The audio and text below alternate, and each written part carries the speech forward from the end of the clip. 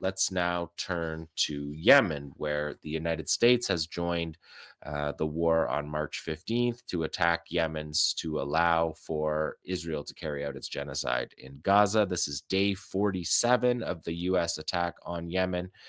To defend the genocide, U.S. attacks began on March 15th, shortly after the Yemenis said that they were going to blockade Israeli shipping, and ships that service Israeli ports would be blockaded following Israel's March 2nd announcement that Gaza would be sealed off. It is notable, and I've pointed this out every week, that there are still no reports of even there's been zero attacks, but no reports, maritime reports of even warnings sent to ships in the Red Sea. They're either not sailing through, and these have all been military attacks.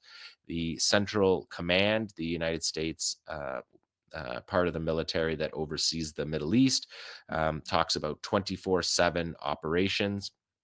And the Yemenis have carried out more than 80 operations since the March 15th war began, with upwards of 200 missiles and drones targeting Israel itself or the U.S. aircraft carriers. And the United States Central Command on Sunday said that their forces had struck more than 800 targets in the 6 weeks, killing hundreds, they said, which matches on land reports from the Yemenis that say hundreds have been killed.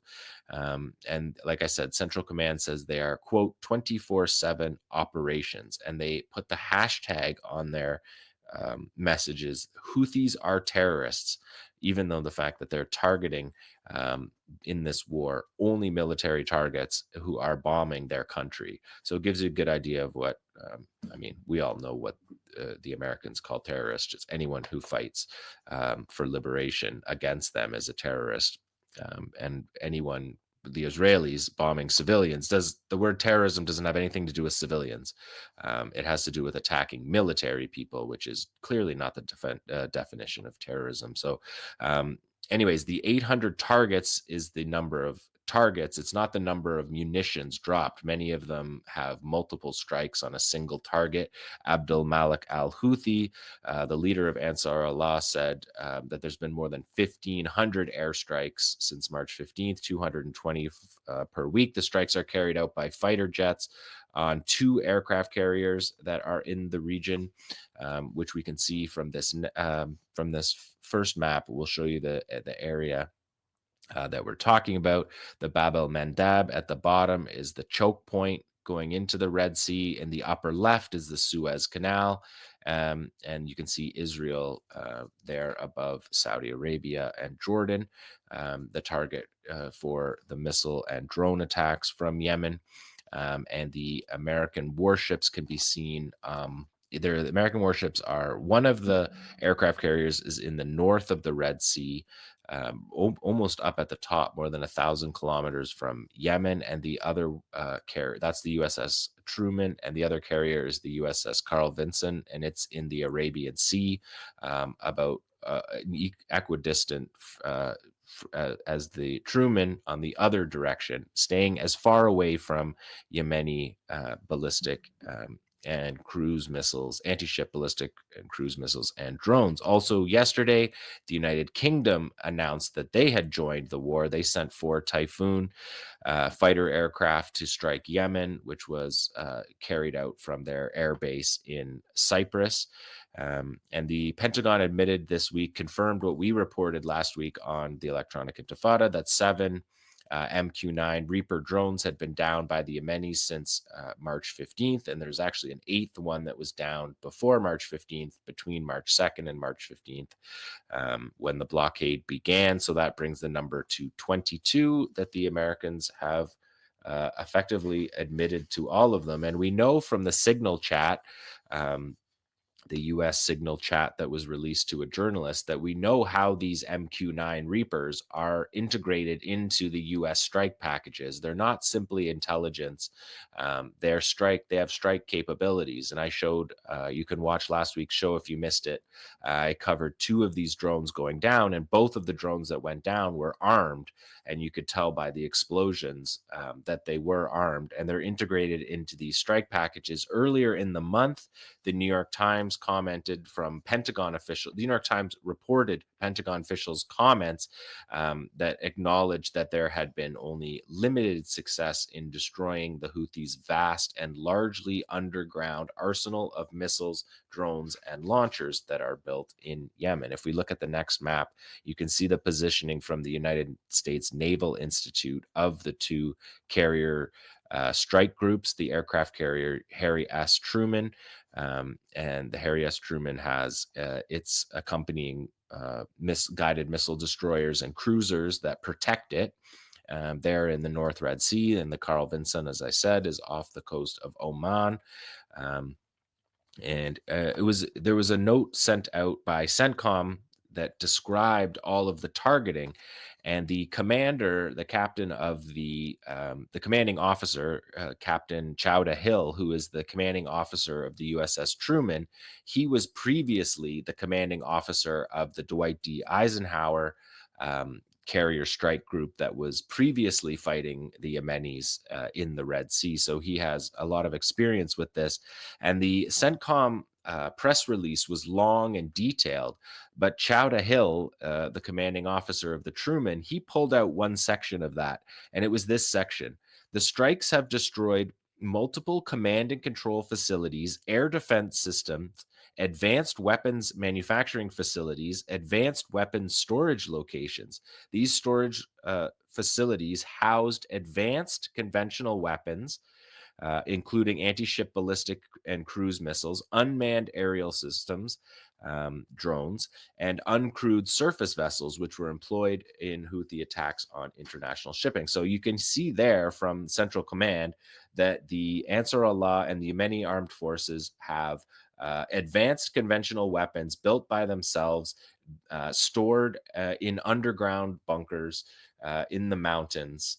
And you can see why those strikes are not effective, like the New York Times quoted those Pentagon officers as having said. So the story this week, if we look at the next slide, came from the Navy, and on Monday they sent out this pretty bland press release that simply said the USS Harry S. Truman lost an FA-18 Super Hornet assigned to Strike Fighter Squadron 136 and a tow tractor as an aircraft carrier operated in the Red Sea on April 28th. All personnel are accounted for, with one soldier injured. The FA-18 was actively under tow in the hangar bay when the move crew lost control of the aircraft, and the aircraft and the tow tractor were lost overboard. Sounds like an innocent little accident that happened. CNN followed it up. We can see that on the next slide. They immediately contacted their Pentagon sources and found out that a U.S. official on the scene said that indicated that the Truman had made a hard turn to evade Houthi fire, which contributed to the jet falling overboard. Another Navy official elsewhere called it an evasive maneuver against an incoming Houthi weapon. The Institute for the Study of War said that the Houthis use a complex strike package combining ballistic and cruise missiles and drones to force the Harry S. Truman aircraft carrier to take evasive action. And the pilot was injured when he jumped out of the plane as it was going overboard and landed on the flight deck. This F-18 Super Hornet, $70 million, $67 million aircraft is now at the bottom of the Red Sea, and it will likely remain at the bottom of the Red Sea, because what is unlikely is a recovery operation in an active combat zone where these two aircraft carriers, their 10 warships that are designed to protect them, and the 160 odd fighter jets and helicopters that are on the two aircraft carriers seem to be unable to protect these aircraft carriers that are moving and taking evasive action. You're not going to have a recovery crew in a static position trying to pull up this jet. I don't foresee that happening when they're unable to defend. They're unable to defend with all of that sophisticated war, hundreds of billions of dollars of war investment. That are moving all the time. You're not going to do that when they're frozen. If we look at the next slide, you can see the satellite imagery from Monday that caught at least what appears to be a hard turn. It's not clear that this is the hard turn that dropped the fighter jet, but it does show here 900 kilometers from Yemen. The carrier strike group 3 with its carrier strike group with 3 guided missile destroyers and 1 cruiser that accompany. And if we look at the next slide, you can see that these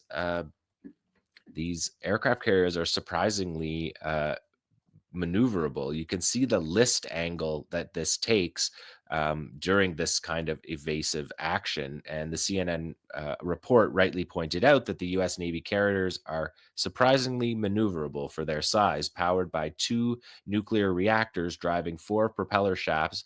These Nimitz class carriers, like the Truman, can reach speeds of 30 knots and or 35 miles per hour for land speed. And so, what obviously happened is the missiles and drone package that was sent, the strike package that was sent by Ansar Allah and the Yemeni armed forces, got through the guided missile destroyers to the point where the actual aircraft carrier had to take evasive action. And we've been saying on this program for many months that an attack hitting one of these aircraft is only a matter of time. This is the most concentrated naval warfare, the Navy says, since World War II. It's a 24/7 operation, as CENTCOM says. And so we're seeing a remarkable detail here. The Yemeni armed forces on Monday said linked this attack on the Truman, that was obviously a near miss, and ended up in the second kill of an aircraft, because we remember back in late December during an Ansar Allah Yemeni armed forces drone and missile attack on the Truman, that the USS Gettysburg, the cruiser, shot down one of the F-18s that was on board the Harry Truman. So they've now lost 2 F-A-18s during this combat with the Yemeni armed forces. The Yemeni armed forces statement on Monday linked this attack on the Truman to 2 massacres that were civilian massacres that were carried out by the Americans. It says, during the past hours, the American enemy committed 2 massacres, the first in Sana'a and the second targeting a shelter for immigrants from several African countries in the Sada government in north of Yemen. They killed more than 70 people, at least, in that attack. The 2 massacres, the Yemeni armed forces say, resulted in hundreds of killed and wounded. In response to this aggression, the massacres against civilians, the armed forces targeted the U.S. aircraft carrier Truman and its warships, engaging them in a joint operation carried out by the Naval Force, Air Force, and Missile Force, using a number of cruise missiles and ballistic missiles and drones in the past hour that lasted over hours. The result of the clash and confrontation was that the carrier was forced to retreat and move away from its previous position and head far north in the Red Sea. The Yemeni armed forces will continue to target and pursue the aircraft carrier and all enemy warships in the Red Sea and the Arabian Sea until the aggression against Yemen stops. And if we look at this next slide, you can see how the fighter jets are all on the deck. These are the jets that are bombing Yemen, carrying out these civilian massacres. Are these jets on the deck? This is the Harry S. Truman, what it actually looks like. In the next slide, you can see what the flight deck is, because at any given point, half of the fighter jets, half of the 80 fighter jets and helicopters are in the hangar bay underneath the flight deck, and you can see them. They just sit right there on the edge. You can see it in the next slide as well, number 27, the flight deck. So it suggests that the Yemenis were able to get munitions so close to hitting the aircraft carrier that they took evasive action to such a degree that they threw off one of these planes when the ship is built to obviously not do that, which indicates a significant operation and presumably a near miss. Abdel Malik Al, you can see in the next one actually, is the Truman Carrier Strike Group and its 3, number 28, it's 3 guided missile destroyers and 1 cruiser, the USS Gettysburg. Do we have 28? Yes, here we have them. So you can see each of them. You can see the Harry S. Truman in the upper left there making the hard turn. That might be the turn that's taking them away from Yemen rather than the actual satellite footage of the because one of the naval commanders said that the evasive maneuver is a zigzag. It's not a big loop like we're seeing there, but that's a hard turn. We haven't seen that in weeks of satellite imagery that we've got. This is from the Sentinel-2 satellite, and Abdul Malik al-Houthi said that the American ships now stay more than 1,000 kilometers off the coast of Yemen, and there has been 36 operations against the USS Truman with 130 anti-ship cruise missiles and anti-ship ballistic missiles and drones, and presumably it sounded like in the attack on the Truman also using unmanned surface vehicles, which are drone boats, which might have been what got through. Just speculating, but might have been what got through was the drone boat. Because there's a lot of hundreds. We know that they're spending hundreds of millions of dollars they're spending it every week on missiles defending these carriers and the destroyers.